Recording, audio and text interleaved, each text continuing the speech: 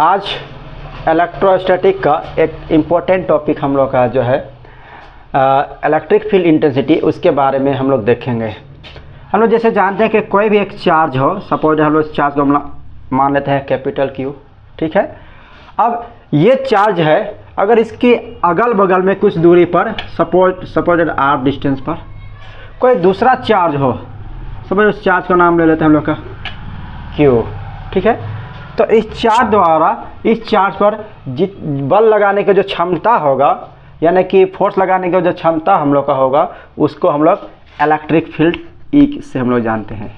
अब suppose that ये charge जो है, ठीक है, इस चार्ज पर एक फोर्स लगा रहा है, ताकत लगा रहा है हम लोग का, ठीक है, 10 न्यूटन। जितना फोर्स है ये इसको या तो अट्रैक्ट करेगा या रिपेल करेगा, ठीक है। और इस चार्ज का अगर वैल्यू है, सपोज डैट हम लोग का 5 कूलम चार्ज है, तो इलेक्ट्रिक फील्ड क्या होगा?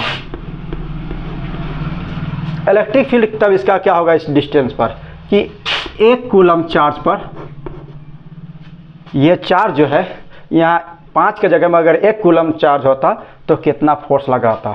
यही हम लोग का इलेक्ट्रिक फील्ड का कॉन्सेप्ट है। तो अगर हम 1 कूलम, अगर 5 कूलम को 10 न्यूटन फोर्स लग रहा है, तो 1 कूलम कितना होगा? हम लोग डिवाइड करेंगे, 10 न्यूटन को डिवाइड करेंगे हम लोग का, कितना चार्ज हम लोग का है? 5 कूलम से हम लोग डिवाइड करेंगे, तो हमारा आ जाएगा 5 टू 10, यानी कि 2 न्यूटन पर कूलम। यानी 1 कूलम को कितना फोर्स यहाँ पर लग रहा है जी? 2 न्यूटन फोर्स लग रहा है। इसी चीज़ को हम लोग कहते हैं इलेक्ट्रिक फील्ड इंटेंसिटी। अब जैसे हम लोग का इलेक्ट्रिक फील्ड का यहाँ पर क्या हम लोग का है जी? फोर्स है, तो हम लोग फोर्स को रखते हैं, और नीचे क्या हम लोग का है?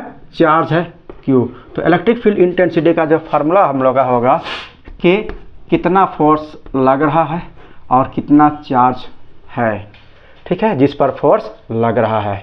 इसको कहते हैं लोग force per unit charge. Force per unit charge हम लोग कहलाएगा इलेक्ट्रिक फील्ड इंटेंसिटी। अगर डेफिनेशन पूछा जाए तो हम लोग कहेंगे the force per unit charge is called electric field intensity, ठीक है।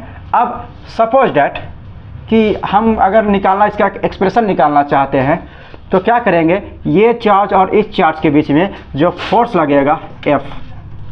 अब कूलम का जो नियम है कि एक चार्ज दूसरे चार्ज पर कितना फोर्स लगता है, उसको हम लोग लिखेंगे, क्या होता है? 1/4 पाई एप्सिलॉन नॉट होता है। और फिर क्या करें हम लोग? दोनों चार्ज, जिन दोनों चार्ज के बीच फोर्स लग रहा है, उनको ऊपर में लिखेंगे। सपोज दैट कैपिटल Q है और एक स्मॉल q चार्ज है हम लोग का है, और डिवाइड में हम लोग क्या करते हैं जी? इन दोनों चार्ज के बीच का डिस्टेंस को स्क्वायर में लिखते हैं। कितना हम लोग डिस्टेंस माने हैं इस चार्ज से इस चार्ज के बीच में? हम लोग का r माने हैं हम लोग का है, तो यहाँ पर हम लोग का हो जाएगा r², ठीक है।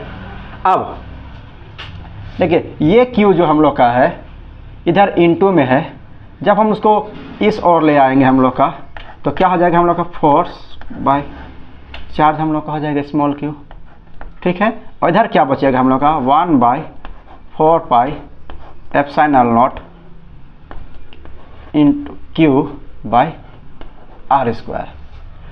अब ऊपर ही हम बता चुके हैं कि ये जो हम लोग का है कि फोर्स पर यूनिट चार्ज को हम लोग क्या नाम से जानते हैं? हम लोग का इलेक्ट्रिक फील्ड के नाम से जानते हैं।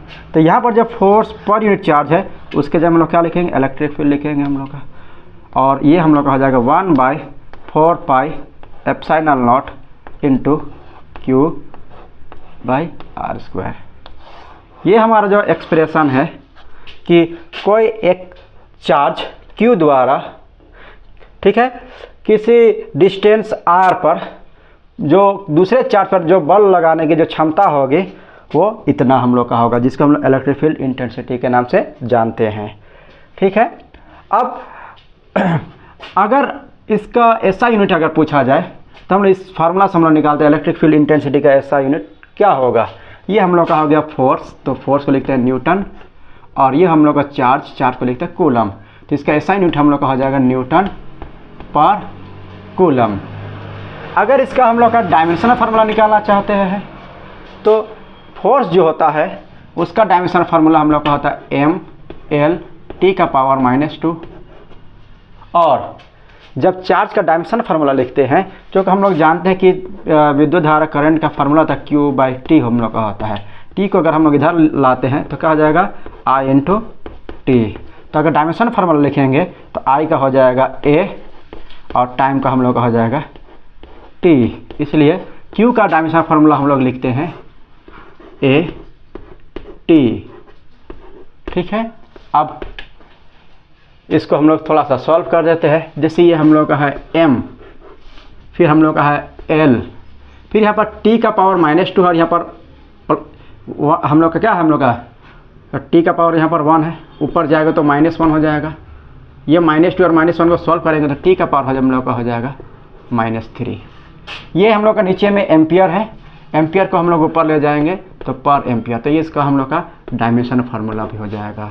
तो इलेक्ट्रिक फील्ड से रिलेटेड ये हमारा जो टॉपिक था उसको हम लोग यहाँ पर हम लोगों ने देखा। ठीक है।